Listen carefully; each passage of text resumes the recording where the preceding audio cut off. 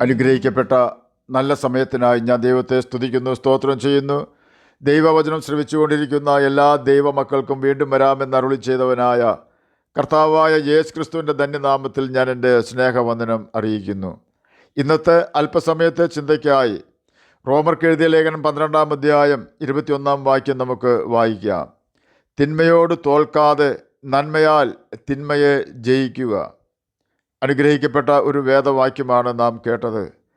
മത്തായി എഴുതിയ സുവിശേഷം 5, 6, 7 എന്നീ അധ്യായങ്ങൾ യേശുക്രിസ്തുവിൻ്റെ ഗിരിപ്രഭാഷണം എന്ന പേരിലാണ് അറിയപ്പെടുന്നത് എന്ന് നമുക്കറിയാമല്ലോ. ഇതിൽ മത്തായി എഴുതിയ സുവിശേഷം 5-ാം അധ്യായം 43, 44, 45 എന്നീ വാക്യങ്ങളിൽ യേശു തൻ്റെ ശിഷ്യന്മാരോട് പറയുകയാണ്, കൂട്ടുകാരനെ സ്നേഹിക്കുക എന്നും ശത്രുവിനെ പകയ്ക്കുക എന്നും അരുളി ചെയ്തത് നിങ്ങൾ കേട്ടിട്ടുണ്ടല്ലോ എന്ന്. ലേവ്യ പുസ്തകം 19-ാം അധ്യായം 18-ാം വാക്യത്തിൽ പ്രകാരം രേഖപ്പെടുത്തിയിരിക്കുന്നു, പ്രതികാരം ചെയ്യരുത്, നിന്റെ ജനത്തിൻ്റെ മക്കളോട് പകവയ്ക്കരുത്, കൂട്ടുകാരൻ നിന്നെ പോലെ തന്നെ സ്നേഹിക്കണം, ഞാൻ യഹോവയാകുന്നു. നാം കേട്ട ഈ വാക്യത്തിൽ ശത്രുക്കളെ പകയ്ക്ക എന്ന് യഹൂദ ശാസ്ത്രിമാർ എഴുതി ചേർത്തുകൊണ്ട് കൂട്ടുകാരനെ സ്നേഹിക്കുക എന്നും ശത്രുവിനെ പകയ്ക്ക എന്നും ആക്കി തീർത്തു. യഹൂദന്മാർ ശത്രു എന്ന് ഇവിടെ പ്രസ്താവിച്ചിട്ടുള്ളത് രാജ്യത്തിൻ്റെ അകത്തുള്ളവർ ആയിരിക്കുവാൻ സാധ്യതയില്ല. തങ്ങളോട് യുദ്ധം ചെയ്യുവാൻ വരുന്ന ശത്രു രാജ്യങ്ങളെ ഉദ്ദേശിച്ചായിരിക്കാം അവർ അപ്രകാരം ചെയ്തത്. എന്തു തന്നെയായാലും ന്യായപ്രമാണത്തിന് അത് എതിരായിരുന്നു. യേശു അത് തിരുത്തിക്കൊണ്ട് പറയുകയാണ്, നിന്റെ ശത്രുക്കളെ സ്നേഹിപ്പിൻ, നിങ്ങളുടെ ശത്രുക്കളെ സ്നേഹിപ്പിൻ, നിങ്ങളെ ഉപദ്രവിക്കുന്നവർക്ക് വേണ്ടി പ്രാർത്ഥിപ്പിൻ, സ്വർഗസ്ഥനായ നിങ്ങളുടെ പിതാവിനെ പുത്രന്മാരായി തീരേണ്ടതിന് തന്നെ. മത്തായി എഴുതിയ സുവിശേഷം 5-ാം അധ്യായം 44-ാം വാക്യമാണ് നാം ഇപ്പോൾ കേട്ടത്. സ്നേഹം നല്ലതാണ്, എന്നാൽ മറ്റുള്ളവരെ, അതും ശത്രുക്കളെ സ്നേഹിക്കുക എന്നത് വളരെ പ്രയാസമേറിയ കാര്യമാണ്. എന്നാൽ നാം നമ്മുടെ ശത്രുവിനെ പകച്ചാൽ ഓർക്കണം, നമുക്ക് തന്നെ നാം ഒരു പ്രതിയോഗിയെ സൃഷ്ടിക്കുകയാണ് ചെയ്യുന്നത്. ആ പ്രതിയോഗി എത്ര ബലഹീനനാണെങ്കിലും നമുക്കൊരു ശല്യം തന്നെ ആയിരിക്കും. എന്നാൽ ഒരു വ്യക്തി നമ്മുടെ ശത്രുവായി പ്രവർത്തിക്കുന്നവനാണെങ്കിലും നാം അവനോട് കരുണ കാണിച്ചാൽ നിശ്ചയമായും ആ വ്യക്തിക്ക് നമ്മെ സഹായിക്കുവാൻ കഴിഞ്ഞില്ലെങ്കിലും നമ്മെ ആ വ്യക്തി ഉപദ്രവിക്കുവാൻ ശ്രമിക്കുകയില്ല. നാം നേരിടുന്ന ഏറ്റവും വലിയ പ്രതിസന്ധികളിൽ ആ വ്യക്തിയായിരിക്കും നമുക്ക് ആശ്വാസമായി തീരുന്നത്. നമുക്കൊരു വിധത്തിലും ആ വ്യക്തി പ്രയോജനപ്പെട്ടില്ലെങ്കിൽ പോലും ആ വ്യക്തിയുടെ ഹൃദയത്തിൽ നമുക്കെതിരെ ഉണ്ടായിരുന്ന വെറുപ്പും വിദ്വേഷവും നമ്മുടെ സ്നേഹം മൂലം അലിഞ്ഞ് ഇല്ലാതാകുവാൻ ഇടയായിത്തീരും. ആ വ്യക്തിയോടുള്ള നമ്മുടെ സ്നേഹത്തോടെയുള്ള ഇടപെടൽ മുഖാന്തരം ആ വ്യക്തി സാത്താൻ്റെ കെണിയിൽ നിന്ന് രക്ഷപ്പെട്ട് ദൈവമകനായി അല്ലെങ്കിൽ ദൈവമകളായി തീരുവാൻ ഇടവരുന്നു. പൗലോസ് പറയുകയാണ്, തിന്മയോട് തോൽക്കാതെ നന്മയാൽ തിന്മയെ ജയിക്കുക എന്ന്. എന്തായിരിക്കും താൻ അപ്രകാരം പറയുവാനുള്ള കാരണം? എൻ്റെ വ്യക്തിപരമായ അഭിപ്രായം പറയുകയാണെങ്കിൽ സ്തേഫാനോസിൻ്റെ നിലവിളിയാകുവാനാണ് സാധ്യത. തന്നെ ഓടി രക്ഷപ്പെടുവാൻ പോലും അനുവദിക്കാതെ ചുറ്റും കൂടി നിന്ന് കല്ലെറിഞ്ഞ് കൊല്ലുമ്പോൾ കല്ലെറിയുന്നവരുടെ വസ്ത്രം സൂക്ഷിച്ചിരുന്ന അവരുടെ നേതാവായിരുന്നു പൗലോസ്. കല്ലേറുകൊണ്ട് അവശനായ സ്തേഫാനോസ് മുട്ടുകുത്തി സ്വർഗത്തേക്ക് നോക്കി നിലവിളിക്കുകയാണ്. അവൻ സ്വർഗത്തേക്ക് നോക്കി നിലവിളിക്കുമ്പോൾ അവൻ ആ ദർശനം കണ്ടു. യേശു മഹിമയുടെ വലത്തുഭാഗത്ത് നിൽക്കുന്നവനായിട്ടായിരുന്നു അവൻ യേശുവിനെ കണ്ടത്. സ്വർഗം തുറക്കുന്ന നിലവിളിയായിരുന്നു സ്തേഫാനോസിൻ്റേത്. സ്തേഫാനോസ് താൻ കാണുന്ന യേശുവിനോട് പ്രാർത്ഥിക്കുകയാണ്, ഇവർക്ക് ഈ പാപം നിർത്തരുതേ എന്ന്. തന്നെ കല്ലെറിയുന്നവരെ ശപിക്കുന്നതിന് പകരം അവർക്ക് വേണ്ടി യേശു പ്രാർത്ഥിച്ചതുപോലെ തന്നെ പ്രാർത്ഥിക്കുന്നവനായ ഒരു സ്തേഫാനോസിനെ നമുക്കവിടെ കാണുവാൻ കഴിയും. ഈ നിലവിളിയും പ്രാർത്ഥനയും അപേക്ഷയും കേട്ടിട്ടും പൗലോസിനാകട്ടെ കല്ലെറിയുന്നവർക്കാകട്ടെ ഒരു കരുണയും സ്തേഫാനോസിനോട് തോന്നിയില്ല. അതെ, വാക്കുകൊണ്ടും പേന കൊണ്ടും ആരോപണങ്ങൾ കൊണ്ടും നമ്മെ ദ്രോഹിച്ച് ഹൃദയത്തെ തകർക്കുവാൻ ശ്രമിക്കുന്നവർക്ക് ഒരു കരുണയും നമ്മോട് തോന്നുകയില്ല. എന്നാൽ സ്തേഫാനോസിനെ കാണുകയും അവൻ്റെ നിലവിളി ശബ്ദം കേൾക്കുകയും ചെയ്ത യേശു കർത്താവ് അവനെ കല്ലെറിയുവാൻ പ്രോത്സാഹിപ്പിച്ച് അവരുടെ വസ്ത്രം കാത്തുകൊണ്ട് നിന്ന അവരുടെ നേതാവായ പൗലോസിനെ പിടിച്ച് ഒതുക്കിയിട്ടല്ലാതെ മഹിമയുടെ വലത്തുഭാഗത്ത് ഇരുന്നില്ല എന്ന് നമുക്ക് മനസ്സിലാക്കുവാൻ കഴിയും.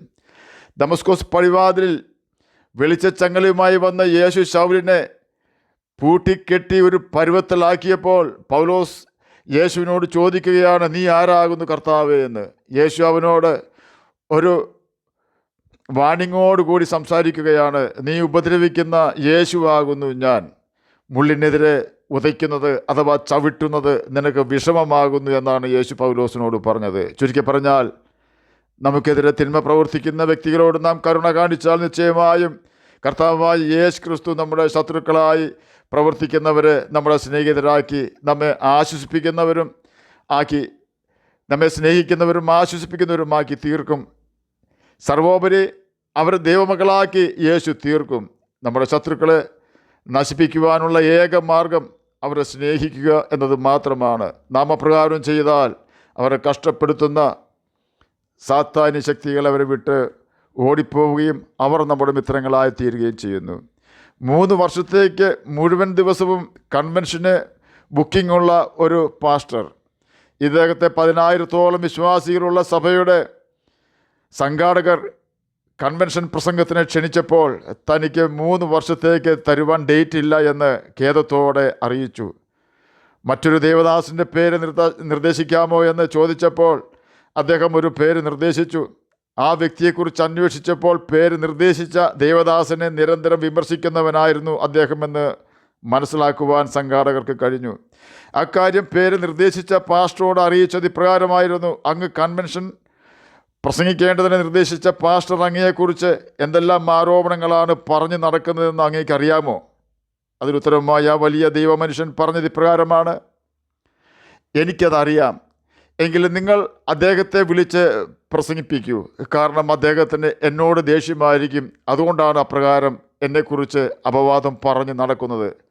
എന്നാൽ അദ്ദേഹത്തിന് യേശുവിനോട് വിരോധമില്ല, അതുപോലെ തന്നെ യേശുവിന് അദ്ദേഹത്തോട് യാതൊരു വിരോധവുമില്ല.